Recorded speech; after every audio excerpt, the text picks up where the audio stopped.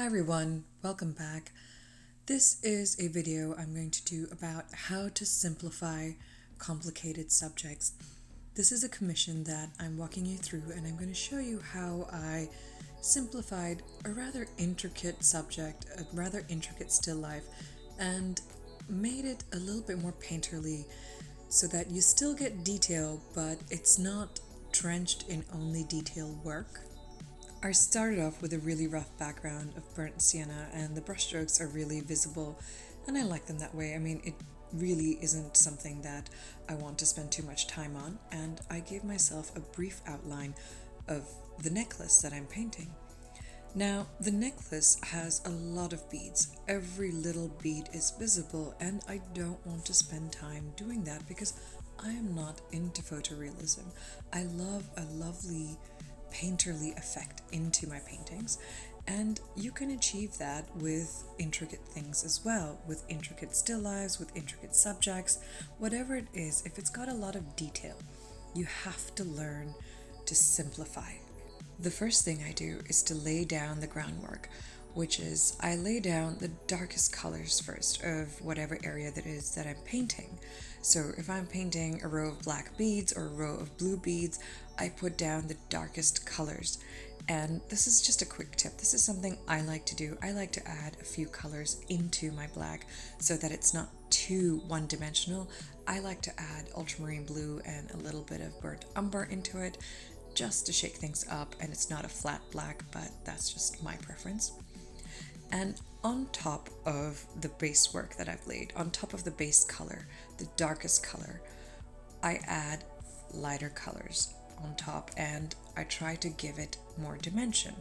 So if I have a string of blue beads, for example, I have laid down the darkest blue color, and on top of that I go with a lighter color, and I try to mimic the shape and the way the light is caught on the beads.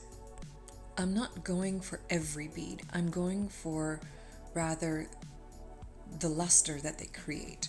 So instead of defining each and every single bead, I'm trying to suggest detail. I'm trying to suggest that there are multiple beads there and they all catch the light. So going back to our string of blue beads, I had laid down ultramarine blue first, and on top of that, when the paint is still wet, I'm going in with a mix of ultramarine blue, cobalt blue, phthalo green, just a tad, and a little bit of titanium white, and I make it sufficiently lighter than the ultramarine that I had laid down, and I go over it, and I'm not making a strong straight stroke on top of the blue. I'm making these raggedy little points, and I'm trying to create irregularity to suggest beads that are not in perfect alignment, but that they are strung together. And I do this for the entirety of the necklace. There are some parts where the beads are strung, 2 beads for one color and 2 beads for another color, say red and black. There it's a little easier to show individual beads, so I put in more effort to delineate each highlight and to make sure that they are spaced enough apart so it looks like 2 different beads are casting off the light, and it's not just like this amalgamation of beads together.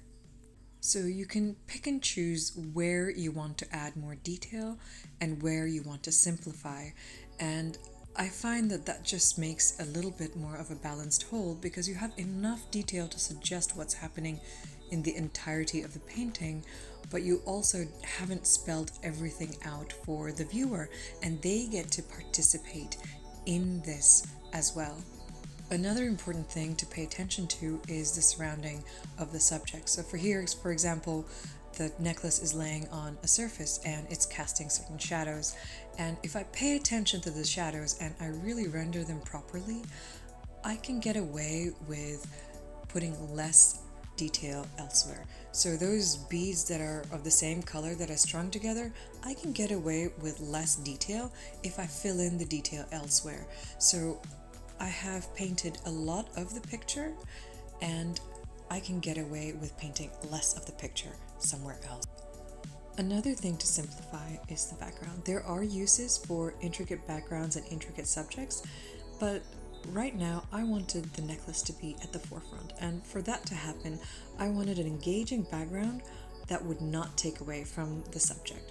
So I chose a blue that would really complement the necklace, and I think it adds something to the painting but still keeps the painting in focus on the necklace.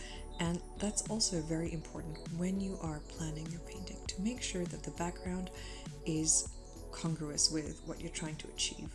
And this painting is almost done. I hope you found this video useful, and if you did, please like, share, and subscribe, and I will see you again next time.